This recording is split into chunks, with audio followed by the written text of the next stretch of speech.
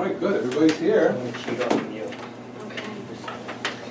So I'm Andy Tice, the treasurer of the Auburn Water District, and I'm going to fill in for Steve Mills, who is absent today.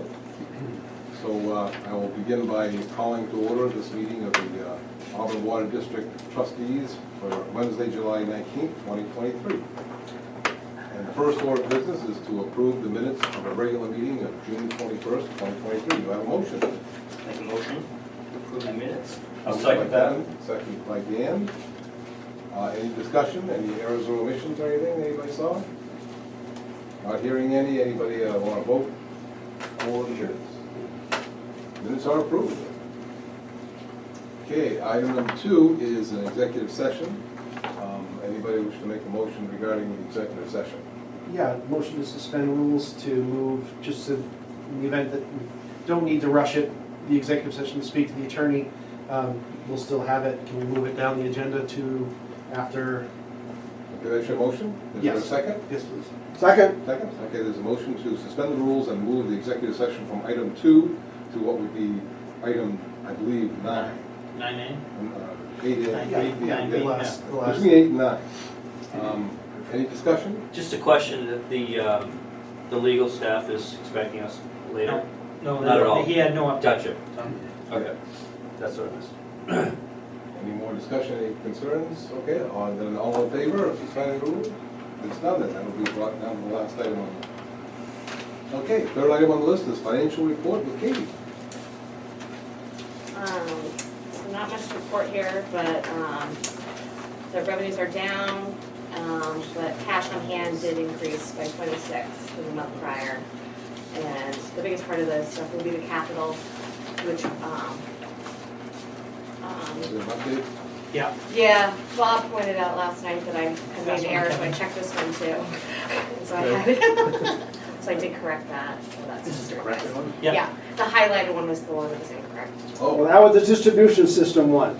Yeah, you were smart, you checked that one I today did- after yesterday. No, I checked last night when I got out of this meeting. And you found one. Yes, Yeah, and I sent it right off. and I circled it, oh, another one. well, good for you to find that, that's awesome.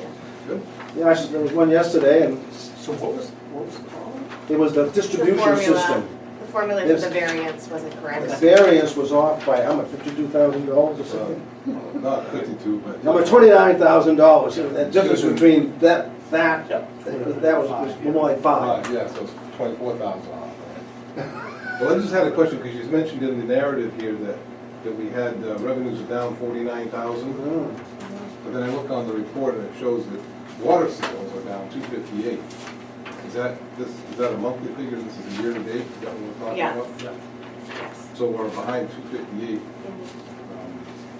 And what also was a little bit concerning was the accounts receivable is rising over last year. So the two things going on here with low sales and collections aren't going as well as they should. I think collections are slightly down, but I think it's also a timing thing when these reports come out. Because right now they're doing shut-offs, so a lot of those are gonna be paid off right now. Okay, I'm not just saying when we compared to last year, it should have been Yeah. about the same time. So Mhm. compare one year over the next. It just seemed like that we were creeping up, so. So you attribute like the slow sales to Well, no, not I'm so just much worried rain, about less money people coming watering in. their and not lawns getting- and stuff? I worry about having less money coming in and not getting paid as much Right, for the right. work we've already done. So that is kind of a two-edged sword. We have to watch cash management and sales, are two things. Dry, hot summers usually drive up consumption.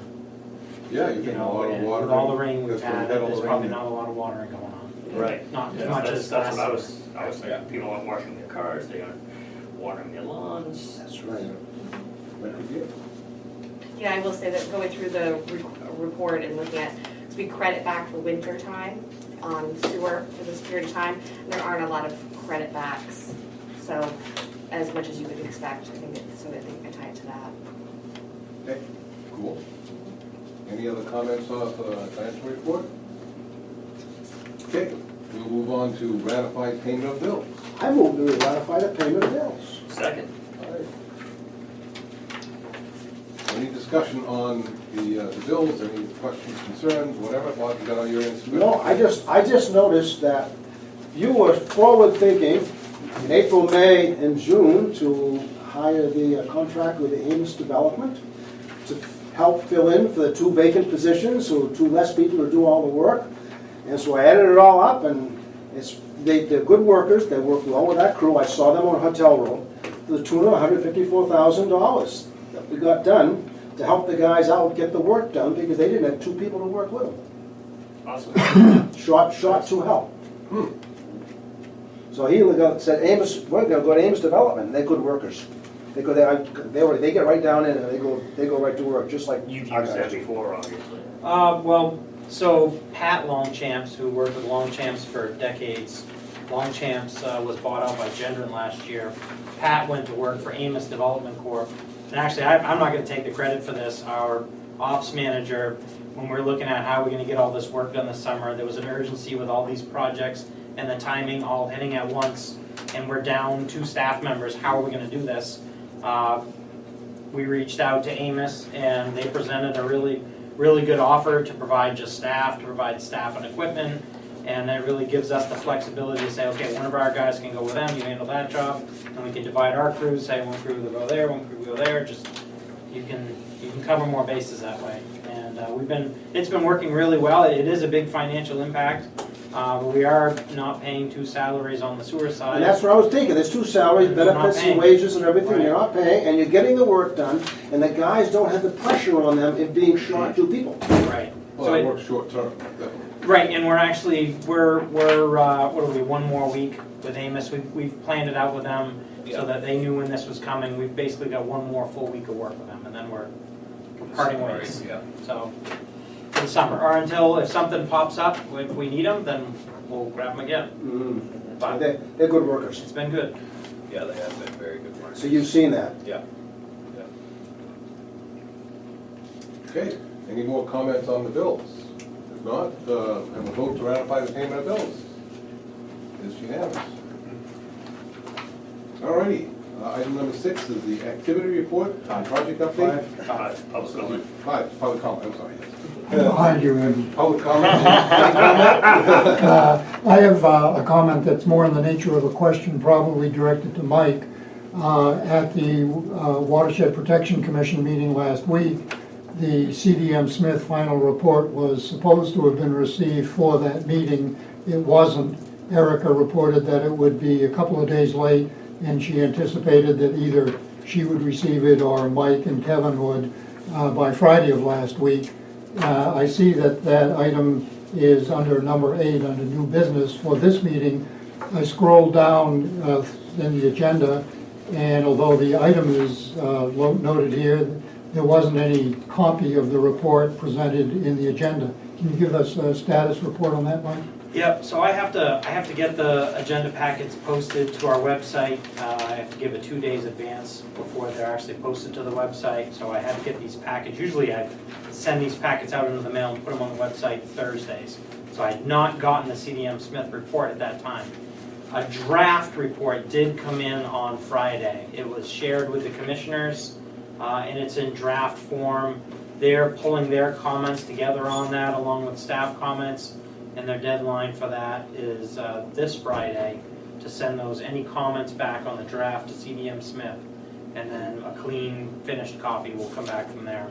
But I do have, I did get it Friday after the packets went out. So we're gonna put that up on the overhead, and I was gonna go over some of the highlights from it at this meeting later on in the agenda. Fine, thank you very much.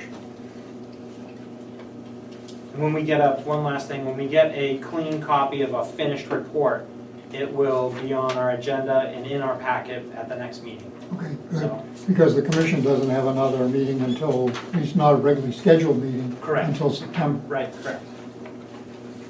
Cool, thank you very much. End of public comment. There we go, end of public We comment. know- Can you state your name maybe and for the, all for the record? Stephen Deal. Will, no, but, There we go. Oh, right, for the, yeah. Okay, on to item 6, activity report and project update. Matt.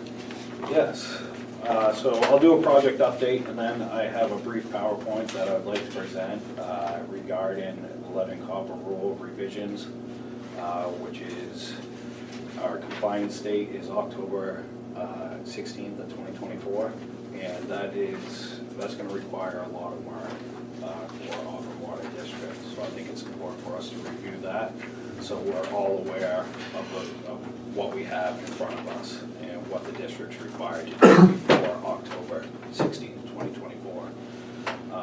But for now, I'll go through the project update. Hotel Road is all but complete. We're waiting on Spencer Paving to finish paving. The weather has not lended itself favorably to us in construction. I believe all the paving has been done as of Monday. There is still some curb work to do for that project. Burnham Grove area, Parker Street, we removed 245 feet of 6-inch unlined cast iron main, put in 8-inch Bionex main.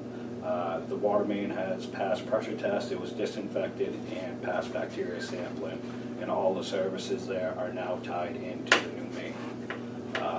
Blake Street, 250 feet of 8-inch unlined cast iron has been removed. 8-inch Bionex was installed. Again, the water main passed pressure test, it was disinfected and passed bacteria sampling, and all the services had been tied into the new main. Rose Street, 250 feet of 8-inch unlined cast iron has been removed, 8-inch PVC installed. That has been pressure tested, that has been disinfected and sampled. It's all passed. Services are tied into the new main over there. We do have a little bit of work left there, but that portion of that project's all but wrapped up. The crew is now on to French's Lane, which is the last segment of the Vernon Grove Auburn reconstruction. Once we're done with that, we're done with that for all of our water projects. 2nd Street. Gendron, who is contracted to the city, is going to be replacing main over there for us. We've had Amos over there setting up temporary service lines for us in preparation for them to come through and relay that main and remove the old main. Auburn Fire Department has been notified. We work with them directly to make sure that we can provide fire service to 3 of our customers over there while this project's going on. And they are aware. We worked in conjunction with the fire protection services, the companies that service those. So they're aware of the limited service we're going to be able to provide. It's not a true 6-inch fire service, but for temporary fire service, we set up 2-inch lines. So the fire department, the chief's aware of that, as well as the customers and the fire protection companies. Dunn Street, we contracted through ETTI. We bored and pulled 240 feet of 8-inch PVC between 2nd Street and 3rd Street. And we did 230 feet of 1.5-inch copper tube size on Dunn Street between 4th and 5th Street. We still have some work to do over there. Right now the main's installed. Once the crew is done with 2nd Street, setting up the temporary, we'll then go to 2nd at Dunn Street, and we have some old gate valves that we're going to take out and tie in the new infrastructure. That's what I have for updates at this current time for projects. Bob? Before you go any farther, bouncing back to Hotel Road for a minute. Yeah. Was the original main on the east side, which should be the Merrill Road side, the Coca-Cola side, perhaps or the other side? At Merrill Road, it was on the I'm opposite sorry, side. Hotel Road, was it on the west or the east side? It flip-flopped twice. Yeah. Flip-flops twice. So it was on the east side, and now it's on the west side. Well, no, the 8-inch runs for a section on the east, goes over, runs on the west, then went back over and ran on the east. The 20-inch water main also flip-flops. It starts out on the east, and then halfway down it flip-flops over to the west. So at Merrill Road, the 8-inch line was on the far side, so where Merrill and Hotel meet, the 20 is on the Merrill Road side, the 8 was on the far side. Does that make a difference as to where you put a fire hydrant? Yes. Because I noticed there were places where the new main was on one side, and they dug all the way across the road, put a whole new pipe in for a fire hydrant across the street. I'm thinking, the main's over here, why are they digging up the street, putting a notice in, doing all the connection, doing all that work, and put the fire hydrant over there, when it could be right over here with the main line? Can you answer that? It really comes down to a big road like Hotel Road. If you had a fire on one side of the road, you may not close Hotel Road, you still need to get emergency vehicles in.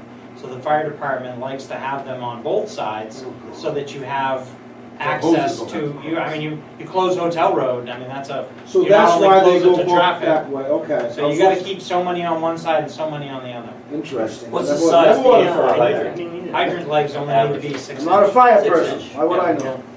Almost all Interesting. hydrant legs are 6 inch. Yeah. It's good trivia. 6 That inch was, hydrant. One segue before we go into the lead and copper. Last trustee meeting, Wednesday night as always, this board voted to go ahead with the ETTI proposal. Before the end of that week, both of those jobs were done. So I was, I was impressed. I left the meeting here, I went in my office, I signed the proposal, I Done, yeah. scanned it over and I sent it in. The next morning, they were mobilizing because they were working for Glidden on Main Street. They were working with Glidden down there. So they kind of planned this out. If we okayed the work, they gave us a cheaper rate because all they had to do was just move their equipment right up the road. And by that Thursday, they had one section done. By Friday, the other section was done. And I was just like, wow, that was fast. It was impressive. So There was a project over by Fairview, house that they're building, it's off from Fairview. And I happened to notice that they were digging up the street and going around the corner to put some utilities in, and the trucks, it was a private company, it said water systems or whatever, I'm not. Fairview. Yeah, Fairview, as you, just before you get Amberley Way, there's Yeah, kind of a right that goes down in there. And I thought after a while it must be gas, but they went all the way up the street and down another road to connect to something. And they had a huge trench across the road, they were digging to connect something, it's gonna be a house they're putting in that corner. But the trucks were some sort of utility company, and said water infrastructure and some other stuff, but it didn't say anything about gas company, so I didn't know. I'll have to look into that, Andy. I'm not aware of anything that we did. Well, I knew, it wasn't us at all. But even if we didn't run it, I You'd have to know. would know that they were connecting to us. Yeah, that's what I mean. Yeah, so it must be another utility then. Well, maybe gas, but again, I didn't see any gas, anything on the trucks that talked about a gas company, only water. Yeah, put water on the side. keeps There we people go. from asking But if questions. you go up Fairview, just before Emily Way, you take a right, I think that's Fairview something, Fairview Court. Fairview Ave, and you go up this Fairview Court. Right, and then there's On another the other road. side, that's Houghton Street. Right, Houghton Street. So they brought water across Houghton. They have plans to put 8 duplexes in there. They just did the tap Monday this week. okay, because they did that one house. So they're that's doing, J&S Excavation. I was there Monday morning. Okay, so they did, that was water. There's a plot of land there. They're Yes, building going all one the way right in. now. It goes far in there. They set one modular Monday. Right, And that's all they have approval for right now. But they ran an 8-inch water line across the street because they plan to extend 2-inch in there and put 8 duplexes. So but they had to go all the way up Houghton and down Fairview Court. I think that was for gas. That The was water for is just gas? right on That was Houghton. right there. So that was for gas. That was for gas. Yeah. Was there any excavating of the street or anything? Oh, yeah. Oh, yeah, all the way up On and around the Fairview? corner. On Fairview, Houghton. Houghton and Fairview Court. They had to go. Well, that was for gas, Yeah, but the for gas. water, that was the only excavation was on Yeah, Houghton. right. Yeah. But did they have to cross Fairview with the water? I don't No. know. No. No, water was only on Houghton. I was gonna ask what direction of drilling, only on Houghton, okay, Yeah. so Fairview wasn't dug up. Eventually, Not by- they duplex, not by they're prefab duplexes. Yeah, they're modulars, I They're believe. larger, Yeah. prefab. Okay, Tenants by the fall. yeah. So if you want to do it, or if you want me Sure. to do it, whatever's. So if you just look at the screen here, we can go through lead and copper rule revisions. So here's the outline. We're going to look at the health impacts of lead, sources of lead, and new LCRR requirements. So here's timeline evolution of lead and copper rule. 1974 Safe Drinking Water Act passed. And then 1986 we had lead pipes banned. And then 1991 lead and copper rule was established. 2011 Reduction of Lead Drinking Water Act passed. And what that did was no lead fittings or meters fixtures in residential homes. 2021, we had lead and copper rule revisions that was passed, and again, October 16, 2024 is when our first iteration of this is due. So lead and copper rule improvements. So we have the lead and copper rule revisions, which was established in 2021, and we have requirements that we have to meet October 16, 2024. And in 2024, we are anticipating lead and copper rule improvements on top of the revisions. So health impacts of lead. Children under 6 are the most at risk for lead poisoning. Exposure to high lead levels can lead to severe damage to the brain, blood, kidneys. Even low levels of lead exposure has been found to permanently reduce cognitive ability, cause hyperactivity in children. Long-term exposure can cause reproductive harm and infertility. Pregnant women are susceptible to lead, as exposure can harm the fetus, reducing growth rates, and causing premature birth and or miscarriage. I know lead is soft, but why do we use lead? Because it seals better back then? Lead was malleable and it was cheap. Malleable, You yeah. know, it was cheap. That's why it was used. Yep. So how lead gets into the drinking water, this more or less looks at the private side. So lead can get in through lead service lines, which again, as Mike mentioned, was cheap. And it was good rust, either, wouldn't corrode, Right. right? So it could stay in the ground Yep. forever. Yep. So in the lead service lines, you know, lead was used as a material. Faucets, fixtures, and fit-ins inside the home, as well as lead solder. Now, what we're looking at here, a requirement is lead service line inventory. So we are tasked, all utilities are tasked with inventorying all of their service lines. So historically, public water systems have been responsible for everything in the public sector. Everything at the curb stop, post curb stop to the home, is the responsibility of the homeowner. With the lead service line inventory, we have to inventory. So with us being responsible for what's on public, we really didn't have documentation of what's installed on private. But now we're responsible to get that information and create an inventory. So what we're doing is we're starting with what we have for historical records internally, and externally we're trying to collaborate with code enforcement and other state entities to garner any information we can that could be on the private side. And the inventory must be classified, again, as privately owned and publicly owned. And the service line materials need to be classified on there. And the classifications are lead, galvanized requiring replacement, and how that is defined is if you have a galvanized line, that's okay, so long as you can prove that it was never downstream of a lead service line. So if you don't have that information to prove that that galvanized was never downstream of a lead service line, you have to assume that it was downstream of a lead service line. And then, what's that? So you have to So you have to replace that too, exactly. And if you don't have information to prove out, well, you have to use certain methods to. Even a water test saying there's no lead in it? That could be one way, and we'll get to that. There's a slide for that. So then, again, lead, galvanized requiring replacement, non-lead, and then unknown. And anything unknown is classified as a lead service line, because you can't just replace non. Copper could be non-lead, Copper is. considered Yep. non-lead. Yep, There might be, probably a lot of that. What about the solder? Oh, the solder? so with the original LCR, solder in plumbing, that is really where they set up tiers, depending on what classification the home was, single, multifamily, or other.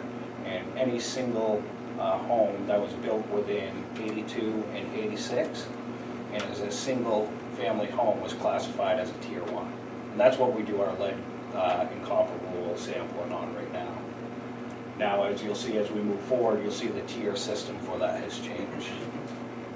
What is the chemical that's in the water that kind of seals over the Orthophosphate. So that's part of our, that seals over the lead solder Yep. on the copper Yep. lines? so that's part of our corrosion control technique to prevent leaching of lead into, or materials into the water. So here's our stepwise service line identification approach. Again, we're looking at records review, looking at annual reports, looking at tie cards, looking at CIP projects, seeing if any annual report states that Auburn Water District no longer will use lead service lines of this material. We do know 1926 state plumbing code changed and said that lead service lines will no longer be installed. However, that doesn't mean that they weren't installed. So in 1926, there are some, 1926, yeah. So we can't necessarily use that as a date that's saying no lead service lines were installed after this date. But it is a starting point for us to set up, put some metrics around where we need to look. Community records, again, look at plumbing permits, property tax records, city ordinances, code enforcement. On-site visual examination, potentially looking at having residents do a survey of what they have internally on their water lines, as well as utility staff. For example, meter installation. Through normal business operations, we're going to try building these processes in so we can collect this information and reduce the impact and cost to the district as much as possible. So again, for example, if we have a meter that needs to be installed, well, while you're there installing the meter, we also need you to verify what they have for internal plumbing. When the current meter was installed in the building, that wasn't put, they didn't make note as to what it went into, what type of copper or? No. Unfortunately, no. No. But as you mentioned, Bob, we're going to try building it through past practice and experiences of things that we may want to include while we do this, trying to predict what may be coming in the future with the improvements. Again, potentially partner with plumbers, code enforcement, housing authority, and other community partners to help get build out as robust inventory line as we can. And then, as you mentioned, Dan, I believe, as far as specific water analysis through sampling, try to see what that gives us for information, and if we can prove out that it is of lead composition or not. And then excavation, some of the methods would be mechanical or vacuum. Maybe at some point they'll have, I know there's enough pieces of paper when you buy and sell a house, we talk about radon and blah, blah, blah, Yeah. blah, blah. Maybe that's gonna eventually be one of the questions that a seller has to answer. Is Yeah. the service lead or not? Yeah. And if they don't know, then they I gotta, believe it is on the disclosure statement now, and everybody just checks unknown. is that, really? Yeah. Yeah. Oh, lead. All right, as we were mentioning, Kevin, as far as the tier, so with the lead and copper rule that's in place right now, we have 3 tiers. With the lead and copper rule revisions, we're gonna have 5 tiers. So tier 1 will be single-family homes with lead service lines, or service lines that are potentially unknown. Tier 2 are other buildings with lead service lines, being multifamily or other. Single-family homes with galvanized service lines downstream of a current or former lead service line. And then tier 4 would be single-family homes with copper and lead solder. And then tier 5 are just representative sites. Basically, what they're doing is they're making tier 1 the highest likelihood that you will Sorry about that, Mike. that you will have lead water, you know, because you have a lead service, that'll be the highest likelihood that if we sample, we'll find lead in the water. So right now, a tier 1 by our current classifications might wind up being a tier 4. If they don't have a lead service line, they don't have galvanized, Yeah. what's right now a tier 1 might wind up being a tier 4. Yeah. And what this might open us up to is that, well, we think we're sampling the most likely now, but if we wind up sampling others, and then we find lead, and it's going to trigger changes to our corrosion control techniques, it'll require more sampling, it's going to impact us. It's going to be, So- it's going to be interesting. If you're testing within the residence, Yep. I mean, if you find, now you're gonna have to inspect their plumbing, I guess, and see, because if you get lead, I mean, you can't assume that it's our service Right. line, right? I mean, it can be within So- the residence. So within the new Or red sampling, there's a slide here that will show where potentially the methodology of sampling is gonna change. Right now, we do a first draw, so that in order for us to sample, the water has to sit in the residence for 6 hours, static. And then we do a first draw sample on that. Now we're gonna move towards sequential sampling, where you'll do a first and fifth liter. And the driving force behind that is your first liter will indicate what's in the home. Your fifth liter will indicate what's outside of the home. And then beyond the fifth liter will indicate if there's anything in the main. So, yeah. Have you already started doing any of this? The inventory, yeah. Yep. Have you had any, I mean, We I'm found just more wondering lead, if we you- found more lead than I suspected we would have. really? Yeah. I'm just wondering if you're gonna have, you know, you knock on somebody's door, hey, we wanna do a water test, and they're gonna say, get out of here. That's what We get that already. Yeah. We get that already. Coming in my house. But what we're really gonna have to do, you know, and I know Matt's got a few to get through here, the big thing is we're gonna wind up with a lot of unknowns. Yeah. We have really good records of what we have on our portion of the service. We have very poor records, and it's just because it's not ours. We've never owned it. Nobody kept records of it. Yeah. We have very little records on what's on the private side.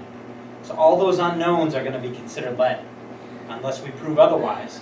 And people are gonna have to let us in the basements, we're gonna have to excavate, we're gonna have to do whatever means necessary to determine what it is. Wow. Yep.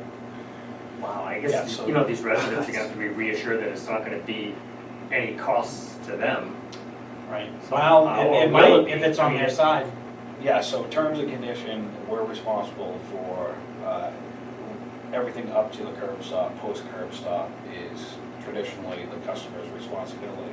Now, what we need to be careful about is moving forward, that if we do go and seek federal grants, that might impact that. So if we do get federal funding, we may now have to take on the responsibility of subsidizing Pay for Yeah, the whole I thing. can't, I can't imagine someone's gonna, you know, But we- I mean, I would wanna know, you know, if my, but, Yeah, I but think if you're gonna if have it a lot of suddenly, people it suddenly that- costs you, yeah, say, 5 or 10 grand to get it fixed, right. and you willingly let someone in, and now your Yeah, it's home gonna is scare That's flagged. people. gonna be, Yeah. an issue. Yeah. Yeah. Yeah. On the tier 5, back, representative sites, can you give me an example of a representative site? A tier 5, back one slide. Your house, Bob. Hi? Your house. There, tier 5, what's a representative site? Other than my I house. think that's just a terminology of anything that doesn't fit that other criterion. Right. It's just, Okay, you know, okay. It's a catch-all for everything. So based off our size, we're required to do so much sampling a year, and you've got to prioritize by your tiers. And if you have all that satisfied, and you still have sample points that need to be collected, then there's your tier 5. You have to have those throughout your distribution system. So currently, here's a LCRR looking at what we have for current sampling and looking at what's ahead of us. So currently, we do 30 sites on reduced monitoring every 3 years. In 2025, that's going to be increased to 60 sites every 6 months. Wow. It's full-time. Yeah, I tell you, this is the most labor-intensive sample, because this is the only sample that we don't actually collect. The homeowner collects the sample. So you go through, you give them the literature, you give them the information, you give them the sample assume bottle, that they did it right. and you have to assume they did it right. And when it comes back a funky result, you don't know, is it because lead impacted the sample, or is it because they didn't collect it right? Yeah. And you have to go through and you have to meet with them and work on that and really try to determine. How much is the sample? How much in the It's a sample? 1 liter. 1 liter. 1 liter. So that would like, you have to tell them that they want to use the bathroom or the kitchen sink, whatever they're gonna use, the faucet they're gonna use, it needs to be not used for 6 hours. Right now, dormant for 6 hours. Yeah. But your water system goes through the whole house. Right, but right now you're testing that fixture, basically. Okay, and So- then usually the first liter is just in the pipe. Basically, the way you're supposed to do it right now is if I was the homeowner, I'd take my 1 liter, I'd put it by my kitchen sink, I'd note the time, okay, it's 10 p.m., I'm not using it. The morning I wake up at 6 a.m., I write down 6 a.m., take that, put it underneath the cold water, turn it on, fill the 1 liter sample, put the lid on, sample taken at this time, and then Wow, you're gonna have call up the people do water that on their district, own? call up the water district and tell them I've collected the sample and it's out at my door for you to pick it up. Would it be cheaper if you just put a filter on your house? How long is that good to be tested? I mean, is there a time limitation? Yeah, there is. There's a shelf life on that, and it's very complicated. And I guess Okay, I didn't want that's to. okay. Yeah, I didn't want to dwell into Yeah. the weeds with this tonight. I just want to bring awareness. But this is We're trying to a make you aware. federal requirement? Federal requirements. So I think, right in, my first thing is we gotta start fighting like crazy right now to get money for this. Right. Because that 2025 sampling looks like we need help from the government to hire people. Oh, to it's a get this full-time done. employee, right? If it's a mandate, they should, I mean, if we start hauling early enough, so maybe. Our current water quality manager right now is fighting to do regular lead and copper sampling in Lewiston and Auburn right now, and he's been working on this for about 2 months, and he's working late because he has to come in when people are home at 6 p.m. to give them the kit and to go over it with them, and then he's chasing them to get the bottles, and it's a fight. Yeah. And to take that and basically double it and say you're going to do Right. it every 6 months, 60 sites. in this there. may wind up with an extra staff person at the lake that just does lead and copper samples. Right. I was Because thinking of that a little it's- while yeah, ago. so We're is gonna there- have to hire somebody? That like, you know, too bad there wasn't a, Yeah, it's not gonna be cheaper. Well, yeah, no, sorry, a company. person full-time. Yeah, another responsible management entity. Yeah. What year did Auburn code enforcement prohibit any kind of lead fixture installations? The state was 1926. 1926. That was prohibited Code. in 26. But that doesn't And then- mean right, doesn't somebody mean didn't it have a wasn't bunch of done. lead pipe in their barn and your cousin built the house Right. 10 years from now. Hey, I got the pipe. Let's use this. Yeah. But that said, the You know? solder was 1986. 1986 was internal plumbing, like for the solder. It That's just seems what the like we ban could was for target, that. you know, anything before that initially. Right. Well, that's how we kind of set up predictive modeling Okay. and look at, you know, things like that of when was it built? What was the common materials for that year? Were there any upgrades to the distribution system on our side that may have had these composition materials removed that could have been in place? So the other big thing here is too that school and daycares are currently not required for sampling. We are going to be required to take an inventory of all school and daycares in our distribution system and Seems like the sample most important place 20%. to- Right, and sample a minimum of 20% per year. Now, they've been doing that right along anyways, we've been in the Well, new. the state required them to do that. Yeah. Right, Yeah. for fixtures, to check Yeah. out drinking fountains and fixtures. Yep.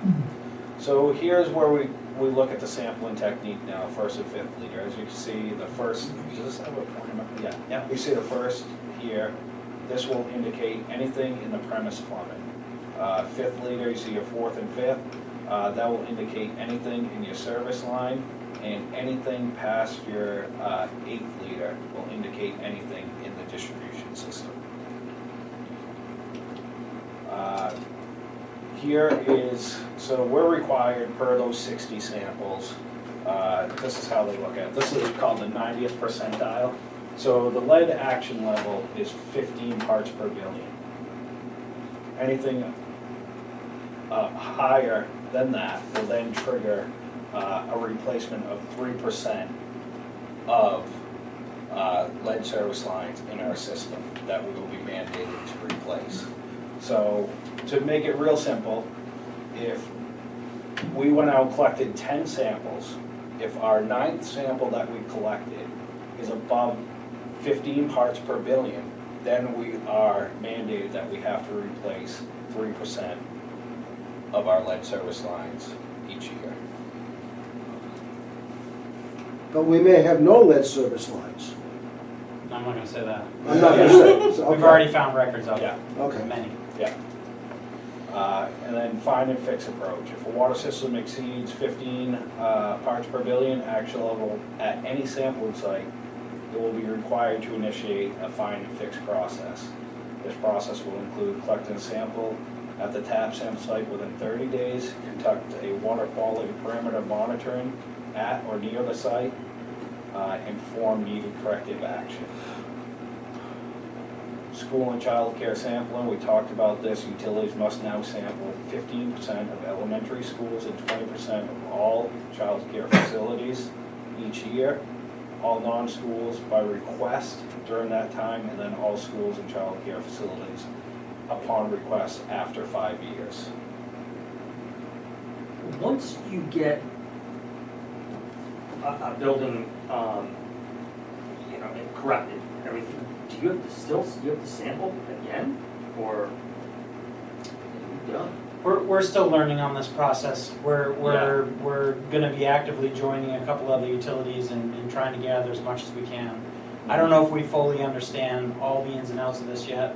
My gut would tell me that if you found a lead service, you found a problem one and you replaced it, you would have to do a follow-up sample. Once that's good, it would be then moved on to the tier list, so you wouldn't have to sample that one anymore. Yeah. You'd be back to your tier 4s and tier 1s. Yep. And as Mike mentioned, this is still evolving and developing. The state just hired Lead specialist. lead specialist, I believe it was a month ago. And as Mike mentioned, Portland Water District, we're coordinating with them. We have a meeting with them on Friday, as well as we are going to be part of a main lead service line inventory group that will be participating in that, addressing LCRR. Communications, we must notify any customers served by lead service line. So if we find a lead service line, we need to notify the customer. Or if there's unknown materials, we need to notify the customer because we can't prove that it's not lead. Any customers will LCR sample result greater than 15 parts per billion must be notified within 30 days. Again, if the 90th percentile levels are greater than 15 parts per billion, all customers must be notified within 24 hours. And we need to make the lead service line inventory publicly available. So when you notify, what are you saying, don't drink your water? We gotta work through the language on that, and we need to consult the state on that. Yeah. And part of that may include putting in filtration at the residence. Just, like one of those school and things, or whatever, say here, this is where you gotta drink your water from. Most likely. Then- When Yeah. you use filter, yeah. Yeah. And then reported, water systems must report the following: lead service lines inventories, updated tier sites from the current tier sites that we have now, monitoring results, school and daycare testing results, public notification templates, and water quality parameter results. And compliance deadline, again, is October 16th, 2024, and we need to have our inventory submitted, lead service line replacement plan submitted, public notices, find and fix assessments, consumer confidence report changes, school and child care lists prepared and monitoring for the deadline of October 16th, 2024. There's a lot to do. There's a lot of work that needs to be done. We're having weekly meetings here. We just had a meeting at 2 o'clock today. We went over an hour. We had to say, okay, we'll cut back to it. Like I said, Matt and our GIS guy are going to be joining this state level. It's utilities, most of the larger utilities in the state. I think the meeting next week's in Biddeford. They're going down to that to see what other utilities are doing, how they're using ruling like the ban of lead pipe in 1926, how they're going to classify the system and predictively remove services from this list. We're gonna We're just trying to let you know, this is gonna be a monumental task. One, to get this inventory done. Two, on the improvements that'll come after this, whether it's removing lead service lines or it's identifying service material type. I'm envisioning we may need to have 2 staff members next summer just going door to door, scheduled appointments, doing inspections, going into the home and documenting, material type. And for those that we can't get in, we're gonna be going around hydro excavating holes and taking material type from excavation work. There's gonna be a pile of it. It's gonna change our capital next year. I know our model has been the 2 miles of pipe. Next year, it might be all of our capital money's going into this. It's gonna change what the norm is. And I'm just trying to educate you all and make you aware that this is huge, and it's a train barreling down the tracks that we're gonna make sure we get out of the way of. Now, Mike, a lot of that inspection could be done in the basement. That's where the water pipes are gonna be underneath the floor, Some of it right? can be done in the basement, but on our side of the service box, that'll have to be done exterior. That'll have to be dug or hydro. So yeah. In a house, everything goes up. So all the pipe is gonna be under the floor, Yep. in most cases. So, anyways, again, just meant to be an FYI. There's a lot of information here. Appreciate your patience with it. We're in a good place. Matt is on top of this completely, where we've got our key staff working on it. We've got our intern that we have this summer. She is pouring through and documenting all of our service records, putting that into our spreadsheets. When we met today, we're getting very close to being able to import all of our information into the required EPA spreadsheet that we need to submit a year from this October. So that's my goal, is to get that filled in as soon as possible, so then I can sit back, and I'm hoping by October, when Katie is working on the budget and we're planning for next year, I can sit and look at the spreadsheet and say, this is what I need to get done next year. I've got 1,000 services that we may need to do something with, and we've got X amount of inspections to do. That's my goal right now, is to know that by Scope October. of work, yeah. Yeah, I need to know my scope for next year. So, This is a nationwide policy. absolutely, yes, EPA. Yep, that's what I thought. So, So we are not alone. no. No. And, that's why joining that group, so we collaborate, we're all on the same boat, okay? Could be worse, they could be changing the unfiltered waiver requirements, Yeah. turbidity and everything else. That would be hurting us. Anyways, so that's what we had on that. All right, thank you. Anything else on project updates? No. We'll go on to old business, item number 7, and I guess we'll start with Mike, and then we'll take Auburn Watershed Protection Commission update. All right, Watershed Protection Commission, at the last meeting, they did appoint 2 members to the ad hoc committee, Alan Holbrook and Rick LaChapelle. They also, since our last water trustee meeting, we did coordinate a meeting between CDM Smith, they're the ones doing the watershed boundary study. We coordinated a meeting with them and the drinking water program, so that they could give a status update of the work that was done and the impending report that they were going to be giving to the commission, and to make sure that it accomplished everything that they needed to reset the boundary line. So that was really good. The commission did, at the meeting last week, they did finally adopt bylaws. This was something that we had talked about, whether or not the clerk position from AWD should be on the commission, and we put that on hold until they adopted bylaws for this board to review. Unfortunately, I did not get those in time before this packet went out, so I will get that to you on the next agenda so that you can review those bylaws and see if there are any conflicts with that. But I'll just pass that information along. But that's what I had on the commission at this time. Okay, we can move on if nobody has any questions. All right. Water quality update. You can see from the graphs that were in the trustee packet, we're looking pretty good, considering the rain we've had, the erosion that occurred, and the overflow of Lakeshore Drive. Turbidity has actually trended to a normal level. If you look at the last graph, you can see we're actually a little bit below where we've been the last few years right now. The next 30 days are going to be the most telling of the year.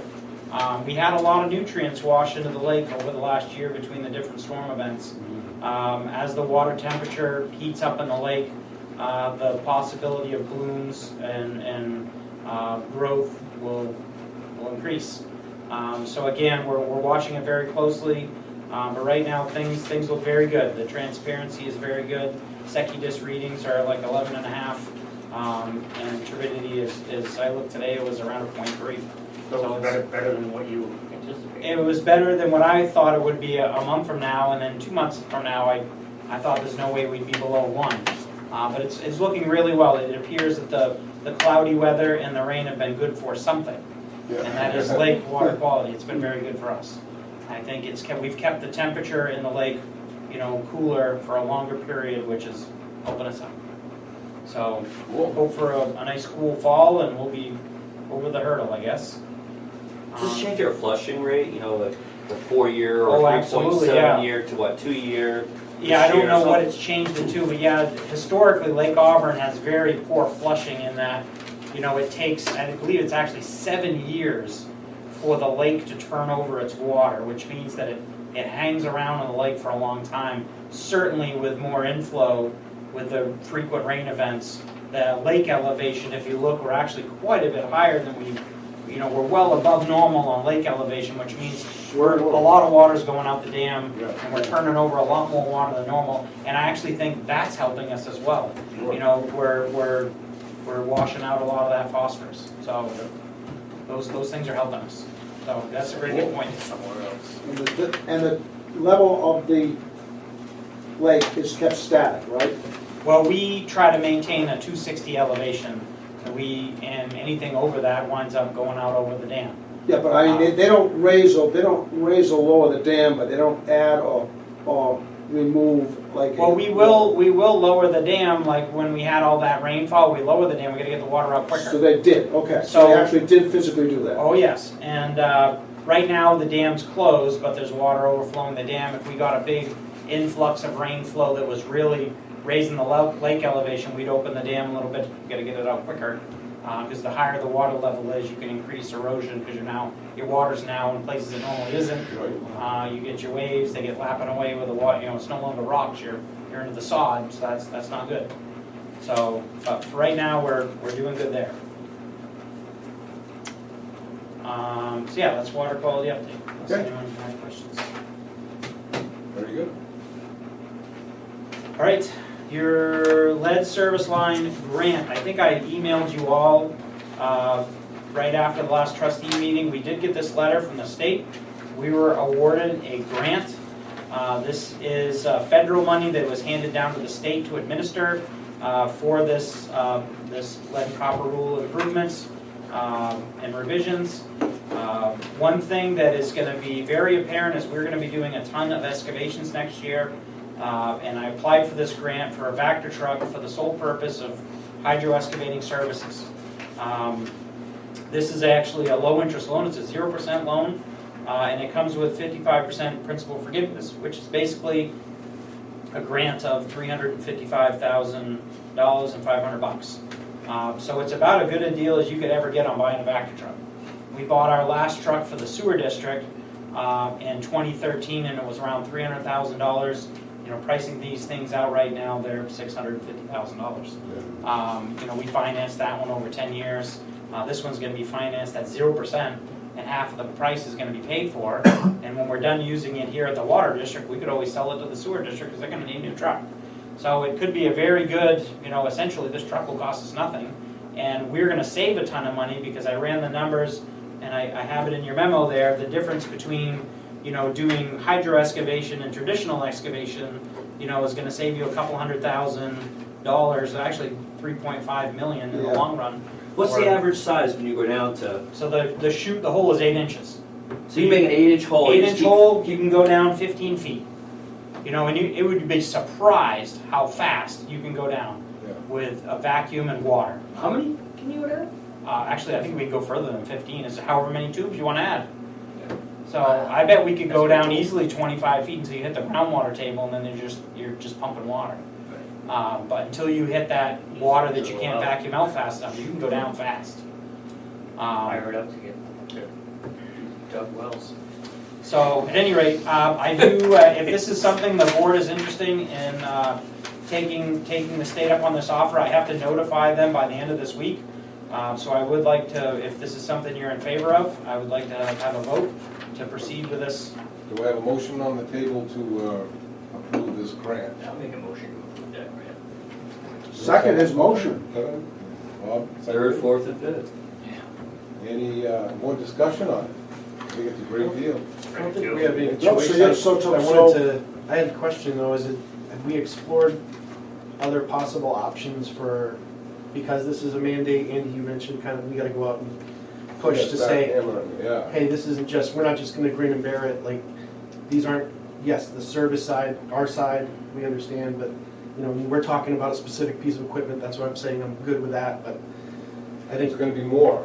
Yeah, that's what you're saying. This is just the tip of the iceberg. Yeah. You're absolutely right. When you start getting into, after we submit our inventory, then becomes the lead and copper improvements.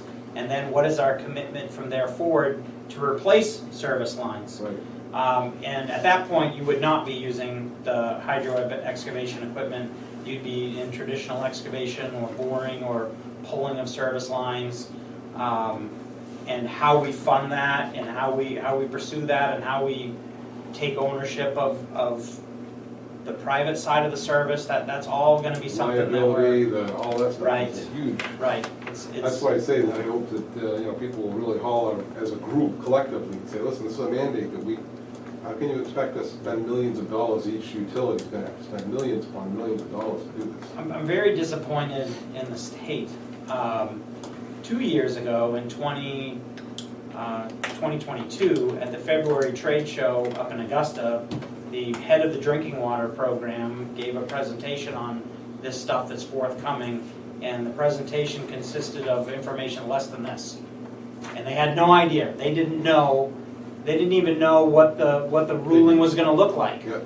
And so I left that going, well, this isn't any help. I don't even know what we need to do.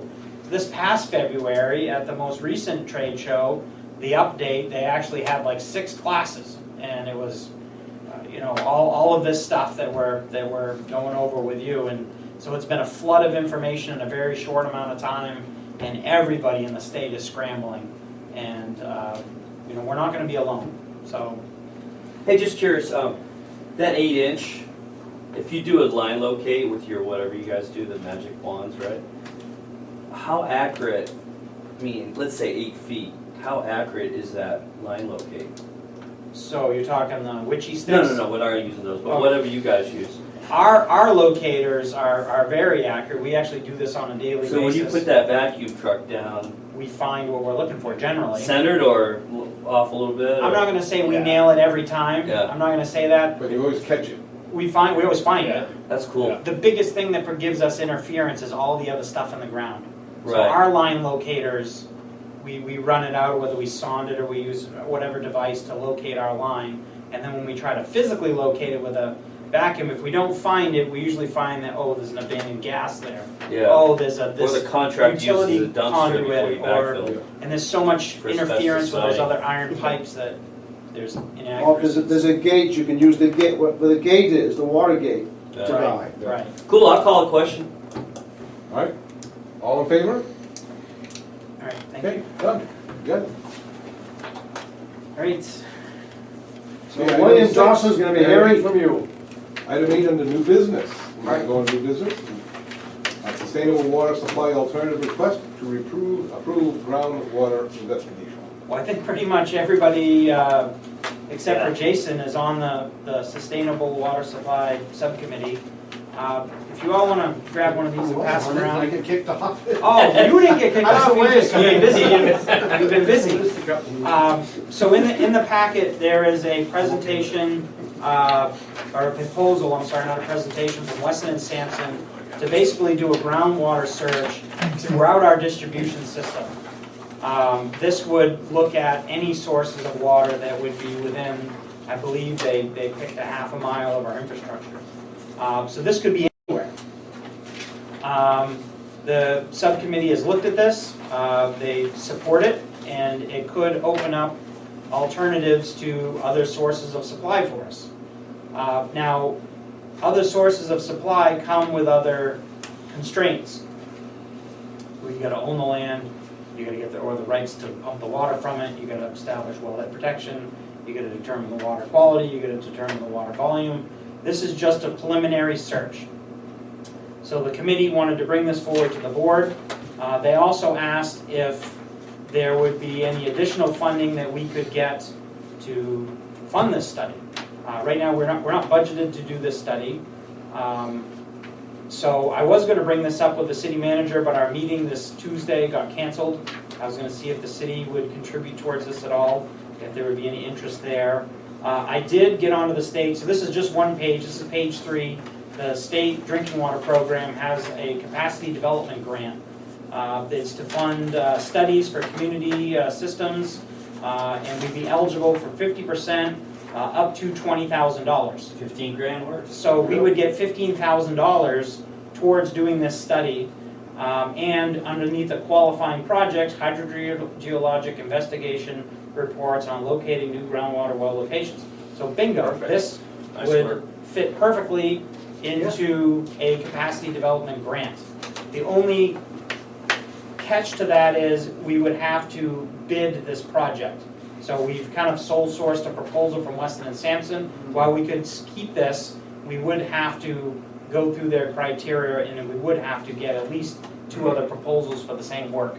But if you all are interested, I can pursue going after this money, and once we have that secured, we can then keep following through this process. But I just reporting.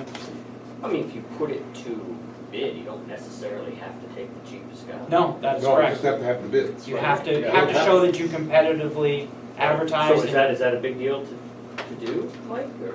No, it would be very easy. I can basically quickly write a request based off from this proposal, and this is exactly what I'm looking for. I want this approach, I want this work, and I want this deliverable. And send that to a couple other firms. Do you have to get 2 other? Yes, You do? yeah, To get the grant, to get the grant. Okay. And we would not be able to, we would have to be awarded the grant and then solicit this. We couldn't go about this and then So it's worth it for 15 grand. 15,000 pays for half of it. I think it's well yeah. worth It's a it. well worth the project, just to know. Whether we can use the water or not, we won't know until we find where it is, and then is it feasible, but it's a good idea of knowing what usable Right. water is. And I'm sure the city will have an interest in cooperating somehow. Right. I mean, if we get a grant for 15%, if they want to cover a percentage of that or contribute something towards it, I mean, we could get out of it for even less than 15. Right. So I mean, if you want Yeah, let's do if you it. want that, I'll pursue that and keep you Would you updated like to on have a motion on the floor to talk about that, or that. do we need to? at I this don't point? think we need to vote on anything until we get a letter from the state saying you've been awarded this, and to accept this, I'll need a vote. Okay. And we can't proceed with this and still get that, so I don't know if it wouldn't be worth voting on this, Right, because I don't have that. right. So I think it's just an FYI and, I think everybody's in agreement on Yeah. that move. Yeah. Yeah, absolutely. okay. All right, Terrific. Good. Great, Mike. CDM Smith Watershed Boundary Report. all right, I'm gonna throw this up on the overhead as Mr. Beal inquired earlier. This did not come in until Friday afternoon, and at that time, the packets had already gone out, so it was not in the packets.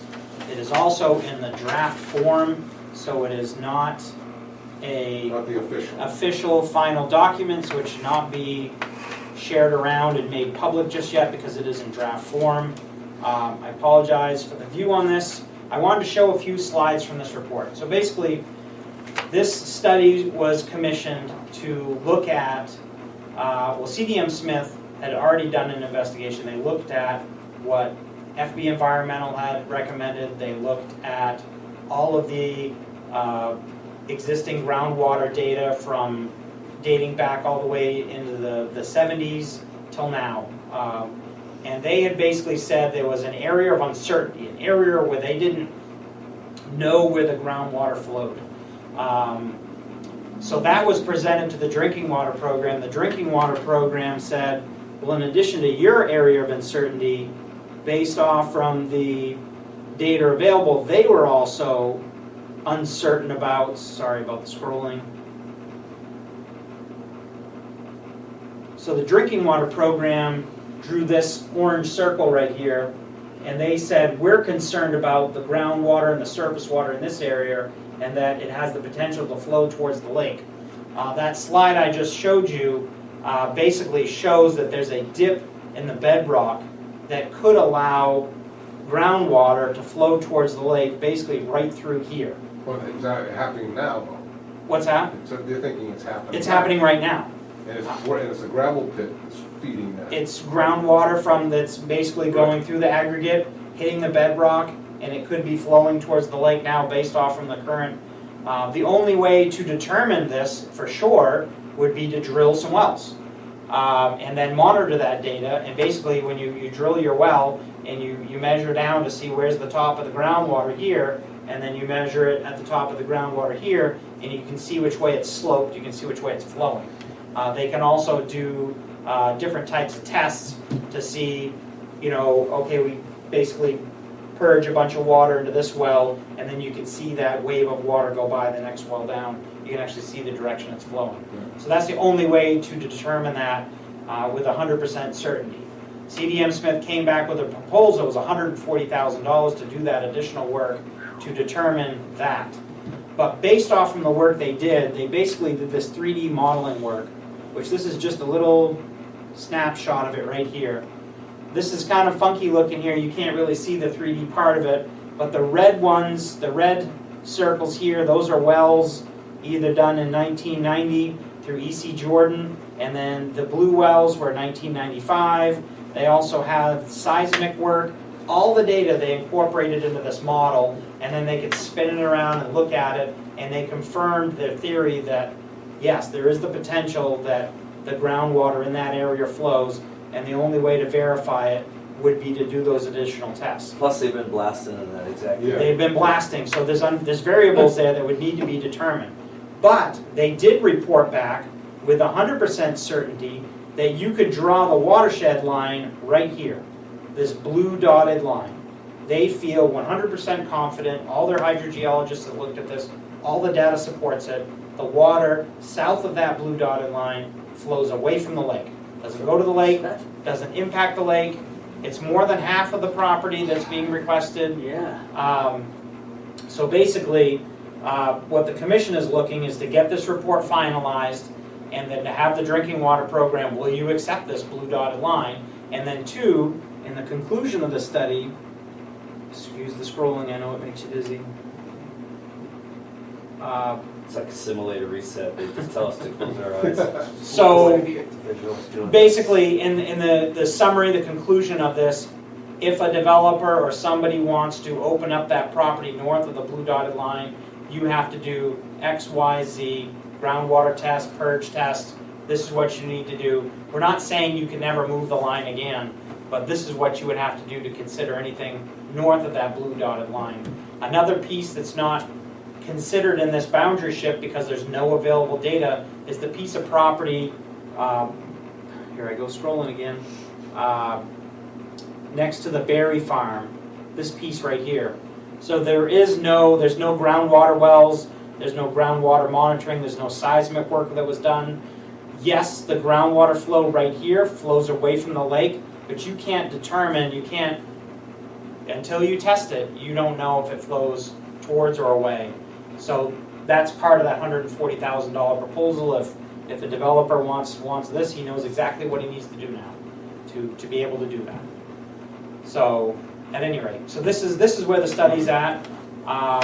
Everybody's been supporting it. Lewiston has said that if this study is formalized, they are more than happy to drinking water program. Do you approve this? We'll adopt this as the boundary. Who's paying for these studies? So the commission paid for this portion of the study, was around 20 grand. They paid for that out of their sinking fund, which is basically their More peer review. surplus slush review fund. They did not want to do the the additional 140, Or they that'd be feel like again, it's, no, it's, So, yeah, that really would be on the hands of anybody who's interested in further investigation. You know, one thing I'm a little bit, did I read it right, or the drinking water program is the only one that can actually determine that line? Basically, they were the ones who set this line. They were the Originally, ones, and back I in the learned day- that through Mr. Vio recently. Yeah, and I So- mean, I'm a little bit disturbed that we had, Sid was here, we had all this fight that was going on, and nobody explained that to us, that the drinking water program ultimately has the rule to determine that. Otherwise, we would have saved ourselves a lot of trouble, because we would have had to apply to them. Right. For the line, we couldn't go to the city of Auburn and say, you can determine the line. Right. You know, How did we went not down the know that? wrong road, and we were just miscounseled from the very beginning, which has really got me pissed, because we could have solved, and we probably wouldn't be in lawsuit today, because we would have said, Right. well, we're gonna go to the drinking water program, because we have to. Right. I mean, this whole Right. thing, and maybe somebody knew that that's what we had to do, but decided us to get down the rat hole that they sent us, to cause problems. I'm just sorry. Expensive learning experience, isn't it? Can I say one thing, Mike? That's up to the chair. Sure. Because this is so important, if you could scroll back to that scene that shows the dashed blue line, and then there's the light blue line slightly closer to the road than the dashed heavy blue line. And just because the term has been used, the blue line. So the- this line right here, this dotted blue line, is the newest line that is being recommended by CDM Smith and supported by their data. This is the latest and greatest line. This line right here was CDM Smith's Conservative area of uncertainty, basically between here and here. Yeah. That This a line was concern. the one that was recommended by CDM Smith, that the city had adopted, and then we voted on to accept, Right. and then wound up getting repealed at the city level. That was the line that was adopted. Not Smith, though, that was the That was other. FB Environmental. Oh, this FB Environmental, I'm Yeah, sorry, yeah, yeah. this line basically down through here. This Wow. was the original watershed boundary, this is where the watershed boundary is currently right now, right here. So again, this gives a big chunk of land right here that could open up, and then it also gives them, a document that says, okay, you're getting this chunk, you could start. If you want to go further, this is what you need to do. And based off of what I know about the size of this project, I wouldn't think that this is an insurpassable hurdle, Right. on addition, this study. So, So the last hurdle is to get the drinking water program to approve this, which they are Said looking they'd at. do So within it'll be a 2 few weeks. and they promised So August at our 1st. meeting that they would turn this around quickly, and the indications that I saw, I was at the meeting where CDM Smith presented this report to them, or they reported anyways. They're like, oh yeah, no, they can support this. They didn't have any Yeah. questions. So what we need to do, we talked about this before, and I brought it up before, that we wanted to take back our vote a year ago, giving the city of Auburn use of the GIS to determine that line, and put the power back into us, but with a caveat that we can't change it either without the drinking water program's approval. That was Right. just the law. And that So will go back to what it just should to be. clarify one thing, the drinking water program specifically, we're now being told by legal counsel that they have the definitive authority, because the Well, we reason found it I in think the there law. was We found some, it in law. It's actually written in law. The drinking water program, when it comes to public water supplies, the drinking water program has a final say on To any, approve that boundary. approve any watershed Meaning, change. because we're on a waiver. No, No, just Just because in- it's. in it's General general. water supply. state statute. It's a statute. And it's just something that nobody either knew about, or if they did, they just wanted to watch the fun of Lewiston and Auburn suing each other. Because this is ridiculous. We had known this early on, we would not have. What a did it. waste, yeah, No, that's a you're waste of money. But anyway, Waste we of time. need to back up and say, do that at some point, so that we put the power back where it belongs, which is us and the I think drinking we're water. also They pretty just clear in our adopt vote the that we drinking weren't, water's line. abdicating our power. I think that, I thought that it was a mention in the vote specifically that we, We just reserve the agreed with right, this. according to legal counsel, that we have the ultimate authority. I think that was, I don't know if that was. The vote that was taken, we adopted a link to a map that the city determined. I mean, it wasn't any more than that, it wasn't any less than that, we didn't give up any powers. We adopted a link to a map the city had adopted. And the city made that, had by vote decided this is what they were gonna do. So going forward, Based off we just that, need you're to right. adopt the drinking water program. That's, you know, this, if this report gets finalized, it's immediately going to the drinking water program. Yeah. Within 2 weeks, they get back to us, they say, we accept this boundary right here to be the new watershed boundary. As soon as they say that, it comes to the next trustee meeting, the drinking water program is saying we can move the boundary to here. We take a We vote, can accept it. and we accept it. And it's done. And then it's done, there it is, it's approved by the drinking water program. What about the lawsuit? Is that preventing us from doing anything? No, it isn't at this point. I think it would actually help in that regard, but. So, you know, we can run that by council at that time, but, and all the points, all the fingers point towards this is the right solution to mediate everything that's going on, so. I think it's great news. All right, so that's what I have on that. Okay, any more discussion on that? All right, last, item number 9 is a trustee open session. Does anybody have anything for the trustees? The 8B executive session. Well, no, we'll do that after. Okay. Nobody has anything open session? Okay, then we'll go on to. Just that Katie should not bring Starbucks just for herself. Yeah. That's the only Okay. thing. For the future agenda And items. maybe the area right outside the garage should be filled The in. so pond. puddle. Yeah, but don't touch Yeah, the Kevin Arell Memorial Well, Pond. As well, and a lock A little on the sign. hose, a lock Some on the frogs hose in in there. the garage. All right, so, Executive session. I'm looking for a motion to an executive session in accordance with 1 MSRA 405, Section 6E, to discuss a legal matter. So moved. And a second by Kevin. All those in favor? We are in an executive session. All right, can you kill the camera? That's Eric. Seconded by Kevin.